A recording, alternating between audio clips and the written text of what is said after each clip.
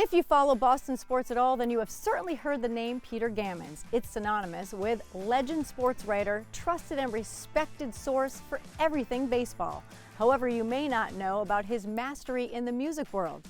So why don't we hit all the high notes with Peter Gammons next on Outside the Fame.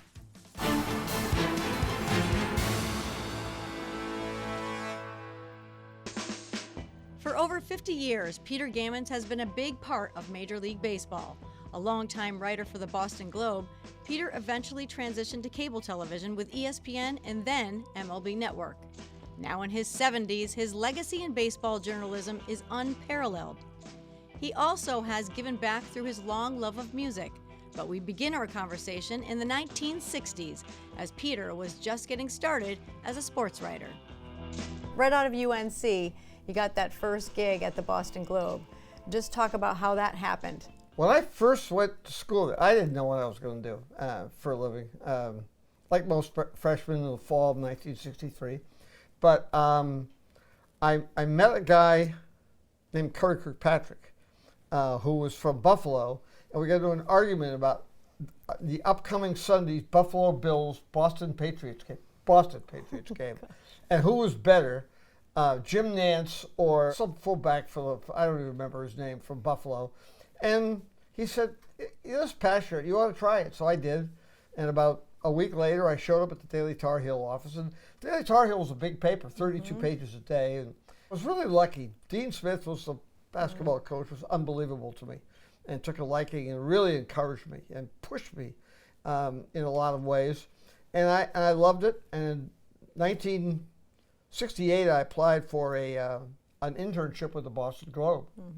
And as luck would have it, on June 10th, 1968, Bob Ryan and I showed up, first time interns together, same day. Get out. It was a few days earlier. Bobby Kennedy had been assassinated. Bob and I had a dual byline on the front page. And we went to the Two legends. Erie Pub in Dorchester, which Ronald Reagan later visited. And we had a beer and a hot dog, and when we were done, we both knew exactly what we were going to probably do in the rest of our lives. Do you remember your first assignment and your first column that you wrote? The New England Catholic basketball tournament at Lawrence Central Catholic High School was where I started. And there I met Ronnie Perry, King Gaskins, Billy Rayner, all those guys from Catholic Memorial. And it was a great deal of fun. But I was also lucky because as interns, Bob and I were sent out to do stories. The Globe really believed in that. Well, it was really sort of like bringing a guy up from AA. Well, let's see if you can hit or not. And I remember the first story I ever did on the Red Sox was a feature on Mike Andrews. And I'm proud of that because I think of all the players of the last 50 years, he's one of the most significant because of what he did with the Jimmy Fund. No kidding. He is in Red Sox annals, he should be remembered as a great contributor to our city, to our society. When you saw that first article in the paper with your name there. I was pretty excited about Yeah. it. First Red Sox, absolutely. Right. I remember in '69, the day that Dick Williams was fired, I had to do the game story. And Yaz hit 2 home runs, and it was just, I've never forgotten that game and that story. And just sort of looking back, if I hadn't been self-absorbed and thinking about writing the Red Sox game story for the first time, I would have thought, is it really such a great thing for Dick Williams to be fired? But I wasn't thinking that way. Right. I love the fact that Yaz hit 2 home runs. It was what I wanted to do. And my theory often was, I'm going to write the game story as if I'm sitting down with somebody after the game and telling them about it. And you get excited by whatever happened in that game. You've written thousands and thousands of columns. Are there any that stand out to you that, that was kind of one of my favorite columns that I've ever written, or anything that stands out to you, like you're like, well, this is a good one? Not really. I hear it a lot about my game story on the 6th game of the '75 World Series, which honestly I can barely remember writing because it was all adrenaline. And it was just unfolding, and there was a deadline, and typewriters, and tearing papers out of typewriters, and the rest. It was such a dramatic night. And coming off George Foster catching the ball in left field and Denny Doyle thinking Don Zimmer said go, go when he said no, no. And then Evans' incredible catch. And the forgotten part of that was that Dwight spins and fires the ball, but it's headed for the dugout. And Yaz ran to the dugout to get it, and Burleson beat Griffey across the infield to get to first base to get the throw there. I mean, Burleson was, today with the shortstops and all the home runs, he would be forgotten, but he was a huge part of that team. Always had that little chip on his shoulder. Don Zimmer was the one who called, he would be hitting him fungos and say, it's like a little Betty Rooster. He just gets mad about it. Every time I hit him a ball with a bad hop, he yells at me. And Burleson was a huge part of that game. Years later, 2015, I did an event with Johnny Bench and Joe Morgan.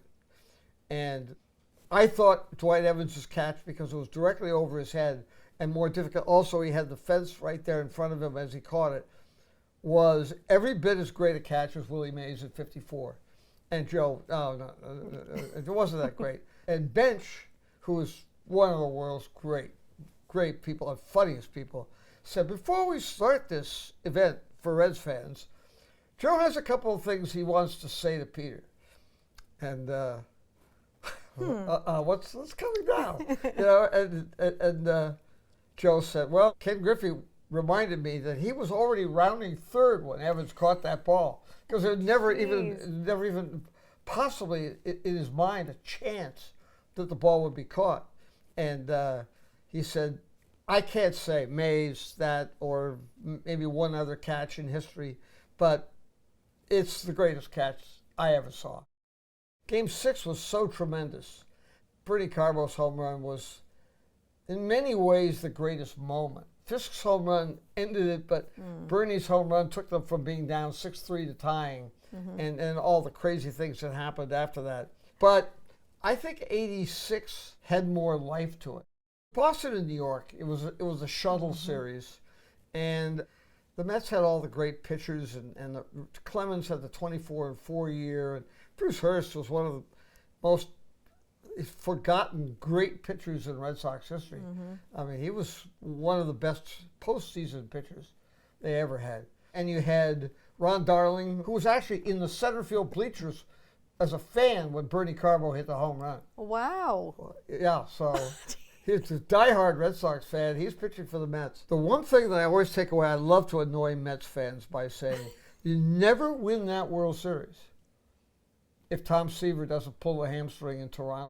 Tom Seaver pitching instead of Oil Can Boyd in 2 games of that World Series. Tom Seaver's not losing to the Mets. Right. And the Red Sox would have won that World Series. When we come back on Outside the Fame, more baseball talk with Peter Gammons. And later in the show, we will have plenty of hot stove, cool music.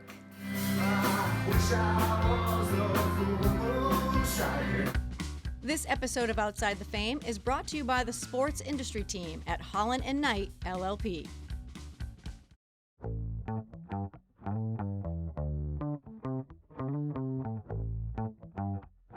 At the start of the century, Peter Gammons was at the height of his career and had become the most respected source in the game of baseball. But he, like all of us in New England, could never have imagined what was to come. I'm not quite sure what your role was in 2004, but obviously growing up in Massachusetts and being a Red Sox fan, what were your thoughts of the 2000? Finally, the win, the curse breaking, and all that stuff. First of all, that team was so much fun. Oh, that cast of characters. I mean, yeah. and I remember Game 4 of the playoffs. I was out there at 1:30, and I was alone in front of the dugout gathering up some stuff, and up comes Millar in shorts and a T-shirt. And he says, Petey, if the Yankees don't win tonight, they're screwed. And I'm being kind with the language. And now those guys, they had Wilson Millar and Trott and a couple and Bellhorn. They go ride their motorcycles around Boston after they won the games at night. Oh, did they really? Oh, yeah. It was. Somebody once said to me, you're out of your mind. Because I said the Red Sox don't have 2004 as history if Millar isn't on that team.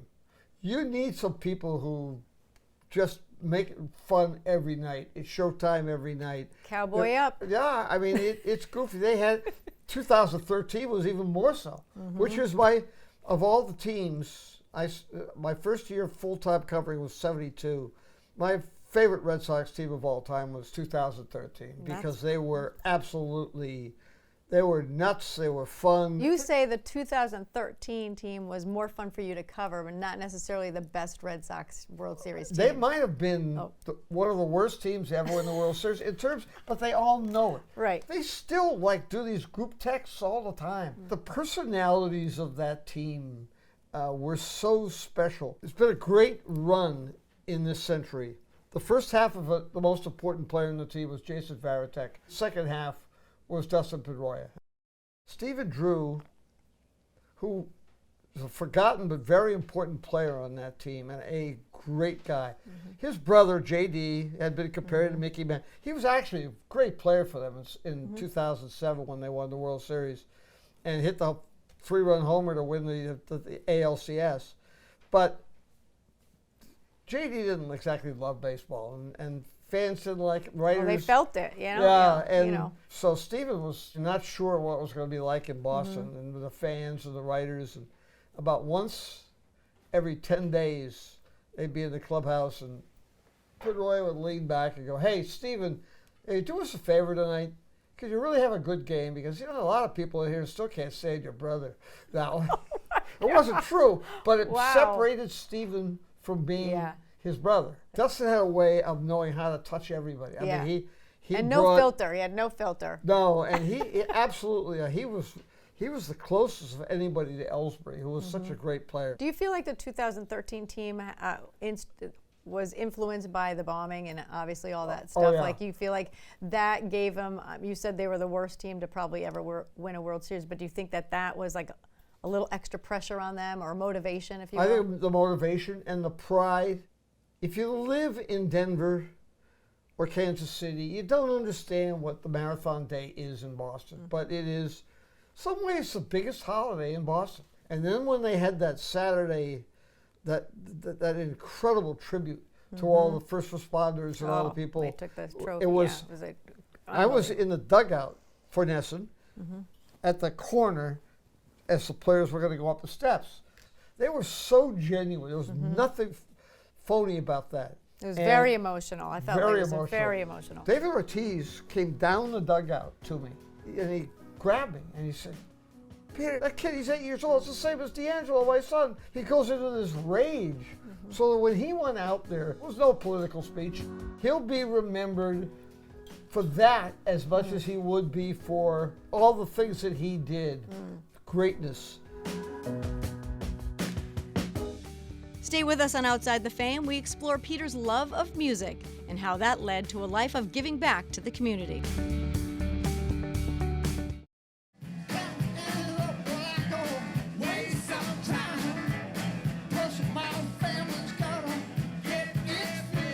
People know him as a baseball writer, as they should, but what most people don't realize is if he had just pivoted earlier on and gone a different direction, he could have had the same career in music or in politics. And it's just sitting down with Peter for a conversation, you never know where it's going to go, and he's just the most erudite, well-spoken guy I know. Peter Gammons has been writing about baseball for more than 50 years, but he's been a musician even longer. When I was just starting to play the guitar, there was a time back in the 60s when the Memphis sound was starting to be really popular. And I love people like Otis Redding and Wilson Pickett and people like that. But there was one guy, Steve Cropper, the guitar player, who was the central of all of them. And what made them was like the way just sort of tacked, very choppy stuff that Keith Richards had perfected. I always wanted to be Steve Cropper, and he played with finger picks most of the time. What is your favorite type of music to play? I would say basically the Buddy Holly, Tom Petty, Byrds kind of music. I mean, I love that.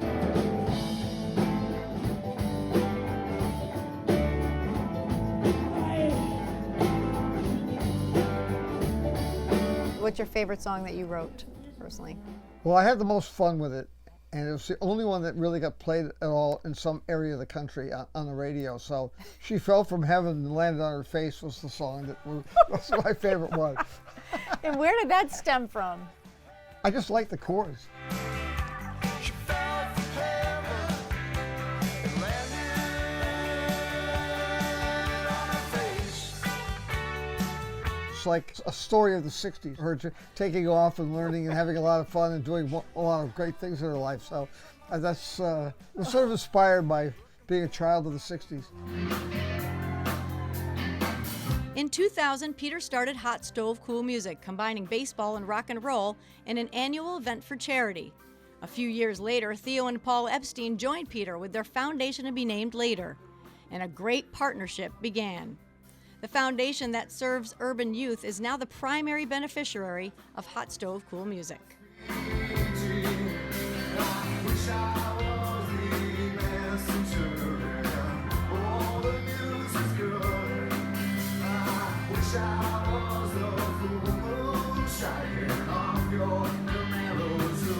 It was just such a natural fit when Paul and Theo had a foundation and Peter, who's friends with both of them, said, why don't we start working together and have the proceeds from our hot stove go to help the kids that you guys are serving.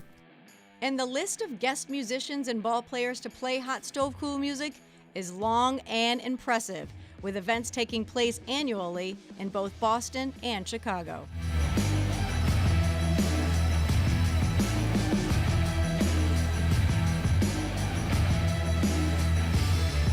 When you have the Hot Stove Cool Music events, is that something that you just really look forward to, getting on that stage? There is an adrenaline about being on stage, which is very much like what it would have been if I could have played baseball better, because it's still different when you're out there, and it's better. When we come back, we learn more about the foundation to be named later as we talk to the great Peter Gammons on Outside the Fame.